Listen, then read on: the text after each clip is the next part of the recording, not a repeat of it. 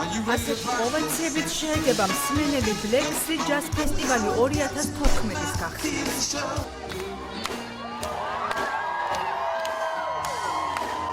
ფესტივალის პირველი დღე მსოფლიოში ცნობილმა ჯაზ ბენდმა Kool and the Gangმა გახსნა.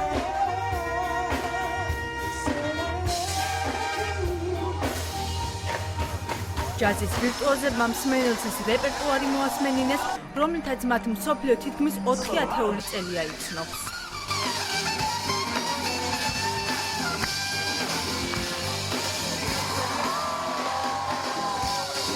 ეს არა ჯაზ, არამედ ფან ფესტივალია, ასე შეაფასეს ჯაზის მოყვარულებმა მსოფლიოში ცნობილი ჯაზმენების კონცერტი.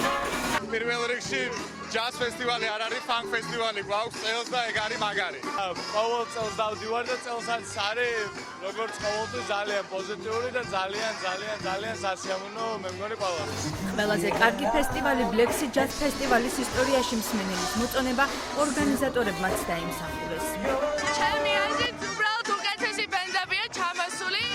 რავი, აი არავერთობით როგორც ყოველთვის. ძალიან აგრესივი ივენთია ვაფშე რაც აქამდე ჯაზ ფესტივალში ჩატარებულა და იმედია ესე გააგრძელებენ ყოველთვის რა. როგორც ყოველთვის ისე პრომოუშენი ძალიან მაგარს აკეთებს ყოველთვის და წლევანდელიც განსხვავებული არ არის, რა თქმა უნდა ძალიან მაგარი.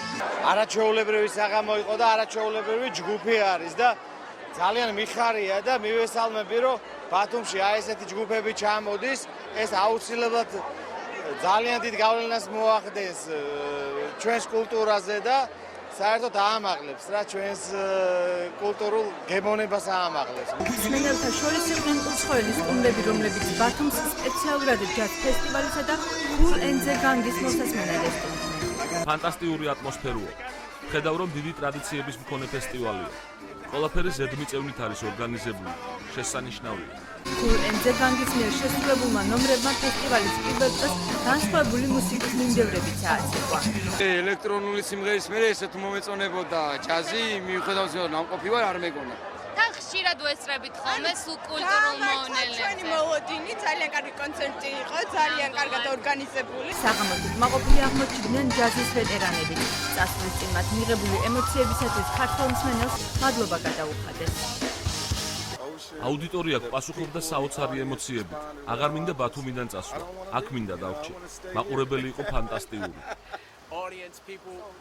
უღრმესი მადლობა ამ სიყვარულისათვის და მხარდაჭერისთვის. ჩვენ ძალიან ვაფასებთ ამას.